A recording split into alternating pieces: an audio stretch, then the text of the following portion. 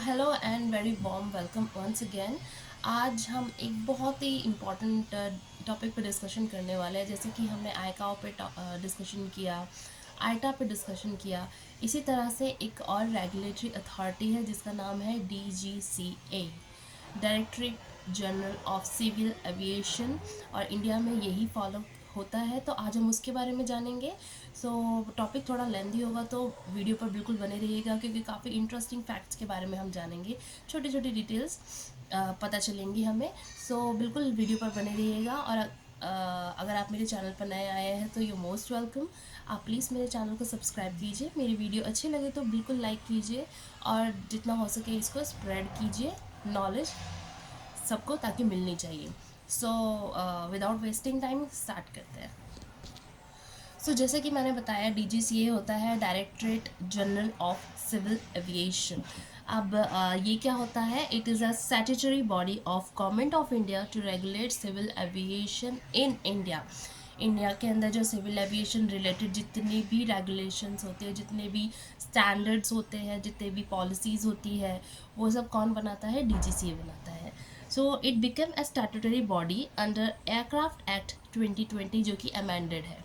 इसके अलावा DGCA investigate accidents, investigate करता जो भी एविएशन रिलेटेड एक्सीडेंट्स होते हैं या इंसिडेंट्स होते हैं, उन सबको DGCA इन्वेस्टिगेट करता है। इसके अलावा वो मेंटेन करता है all regulation related to any aviation. इसके अलावा it is also responsible for the issuance of license in India. India के अंदर जितने भी लाइसेंस होते हैं, पायलट का लाइसेंस हो गया या कैबिन क्रू का अलाउंस हो गया, तो ये सब चीज़ें जो करता है वो कंपाइल कौन करता है? DGCA। तो आज हम DGCA के बारे में ही पढ़ेंगे।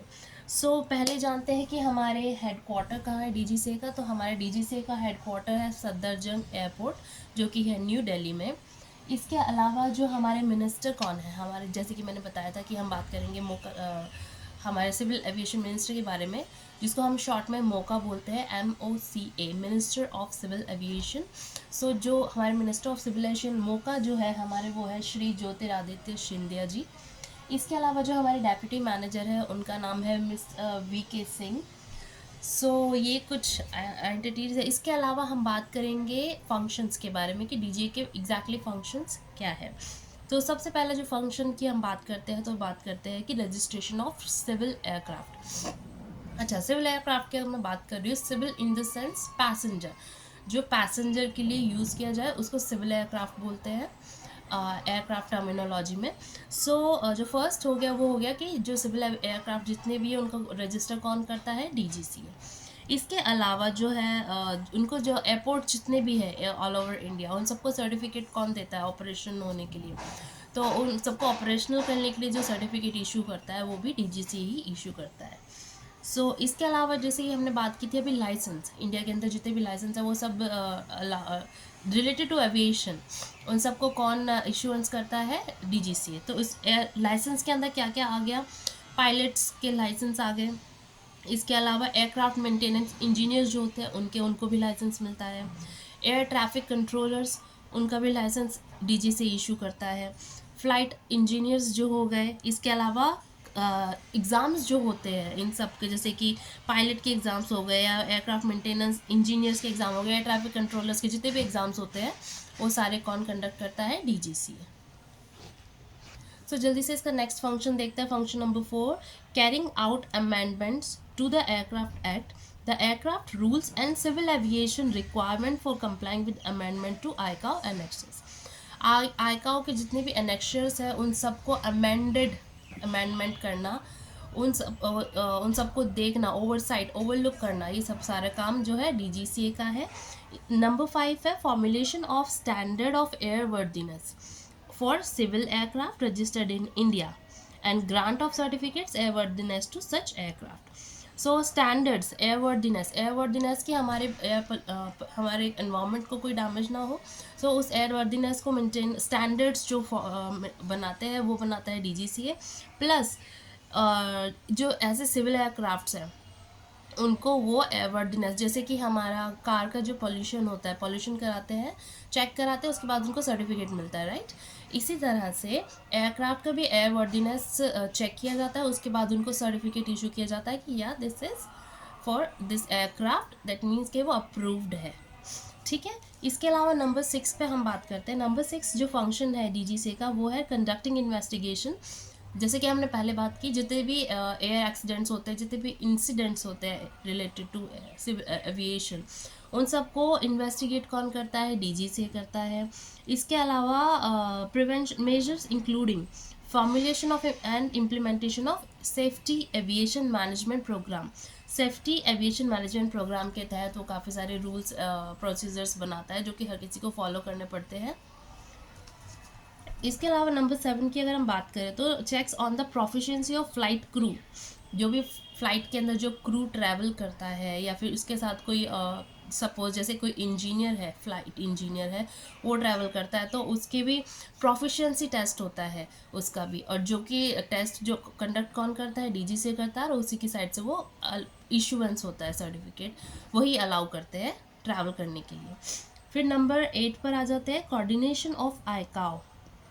आईकाओ से obviously DGCA is the only body जो आईकाओ से कोऑर्डिनेट करती है विद ऑल द मैटर्स, जो भी एविएशन रिलेटेड मैटर्स है, और डीजीसीए ही है जो सारे रिप्लाई करती है आईकाओ को, जो SPOC as a SPOC specific point of contact है डीजीसीए आईकाओ का। सो नंबर 9 पे आ जाते हैं ग्रांटिंग एयर ऑपरेटर सर्टिफिकेट्स। जितने भी एयर ऑपरेटर सर्टिफिकेट्स है, जितने भी एयरलाइंस हैं, उन सबको भी सर्टिफिकेट कौन इशू करता है? डीजीसीए। इसमें कि शेड्यूल्ड और नॉन शेड्यूल्ड दोनों तरह की फ़्लाइट्स आ जाती है। शेड्यूल्ड फ़्लाइट वो होती है जो कि प्री प्लान्ड होती है कि हाँ इतने बजे इस फ्लाइट को डिपार्ट करना है, इतने बजे उसको अराइव करना है, जैसे कि air India, Indigo, air Asia, ये सब शेड्यूल्ड फ़्लाइट्स होती है। इसके अलावा नॉन शेड्यूल्ड फ़्लाइट्स होती है। नॉन शेड्यूल्ड फ़्लाइट्स वो होती है जो जैसे कि हम बात करें जेट जो यूज़ करते हैं, जो very light jet, business jet, जो इस तरह के यूज़ किए जाते हैं, जो कि नॉन शेड्यूल्ड प्री प्लान्ड नहीं होते, वो 1-2 घंटे या 3-4 घंटे पहले या 6 घंटे पहले बताते हैं, तो वो नॉन शेड्यूल्ड होगी, that are not pre planned flights, उनको नॉन शेड्यूल्ड बोलेंगे। इसके अलावा नंबर 10 के फंक्शन की बात करें तो हम approval of institutes engaged in flying including simulator training, simulator training institutes जितने भी हैं, AME training, airport maintenance engineer training institutes जितने भी हैं, एयर ट्रैफिक सर्विसेज ट्रेनिंग जितनी भी है, वो सब जितने भी इंस्टीट्यूट्स हैं उन सबको अप्रूवल देता है डीजीसीए, और डीजीसीए इंश्योर करता है कि हाई क्वालिटी ऑफ ट्रेनिंग मिलनी चाहिए। जितनी हाई क्वालिटी ऑफ ट्रेनिंग होगी, इंसिडेंट्स होने के चांसेस उतने कम होते हैं। सो नंबर 11 पे आ जाते हैं फंक्शन ऑफ डीजीसीए, जिसमें बताता है एनेक्शन 9 प्रोविजन के अंदर जो एक मीटिंग होती है national facilitation committee, DGCA organization manual के अकॉर्डिंग एक नेशनल फैसिलिटेशन कमेटी जो होती है एनेक्शन 9 के अकॉर्डिंग, वो भी कंडक्ट कराता है डीजीसीए। इसके अलावा keeping a track on aircraft noise, जितने भी एयरक्राफ्ट नॉइज़ होते हैं उसका ट्रैक रखते हैं कि कहीं ज़्यादा नॉइस नहीं हो रहा, लोगों को प्रॉब्लम तो नहीं हो रही, नॉइज़ पोल्यूशन तो नहीं हो रहा, with the help of environmental authorities के कोऑर्डिनेशन से।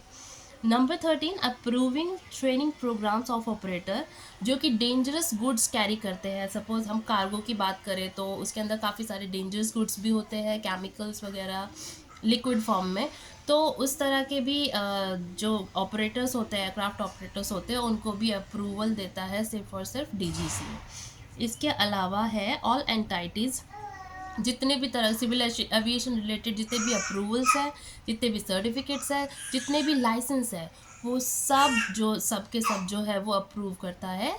There is only one and only body, that is DGCA.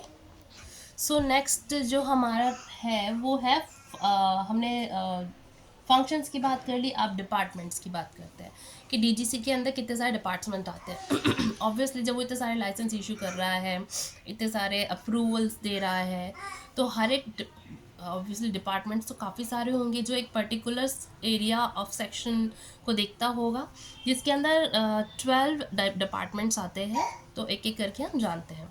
So number 1 जो डिपार्टमेंट है वो है एडमिनिस्ट्रेशन डायरेक्टरेट, मेन जो एडमिनिस्ट्रेशन डायरेक्टर है। Number 2 is aerodrome standard directorate. Number 3, Air Safety Directorate. Number 4, Air Transport Directorate. Number 5, Airworthiness Directorate. Number 6, Flight Standard Directorate. Number 7, International and Regulation Directorate. Number 8, Aircraft Engineer Directorate. Number 9, Directorate of Flying Training. Number 10, Medical Section. Number 11, Directorate of Training and Licensing.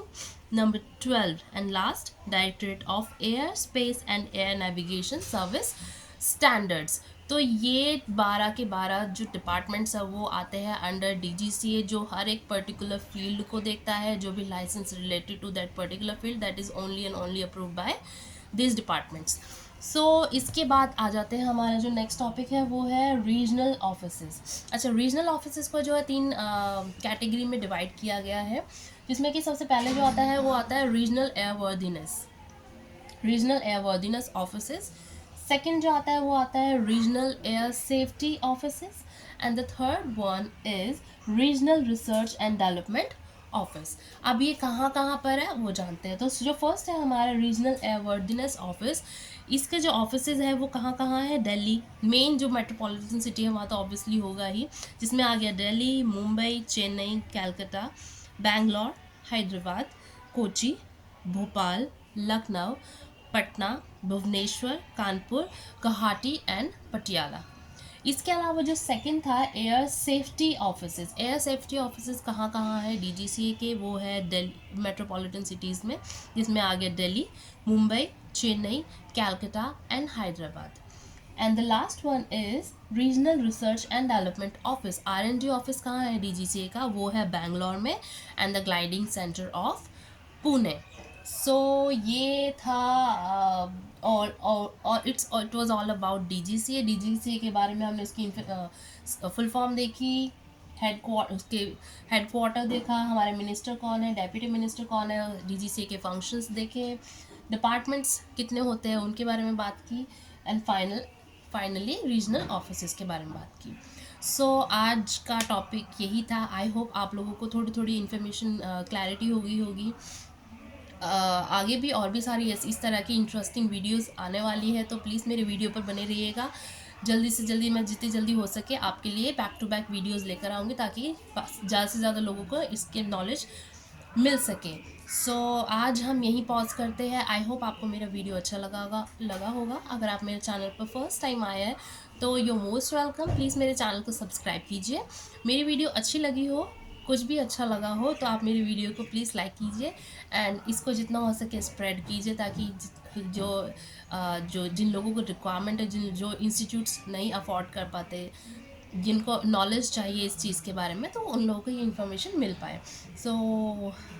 नमस्कार, और मिलते हैं next video में बहुत जल्द. Thank you.